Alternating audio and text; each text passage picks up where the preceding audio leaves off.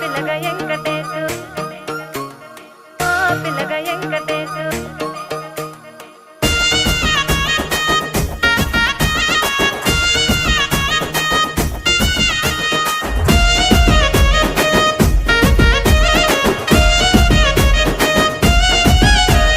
సిద్ధిరాల మనసు నాది చిన్నగా పోతుంటావో చూడక పోతుంటావో ఇంట్లో చిన్నదాన్ని నేను సిద్ధిరాల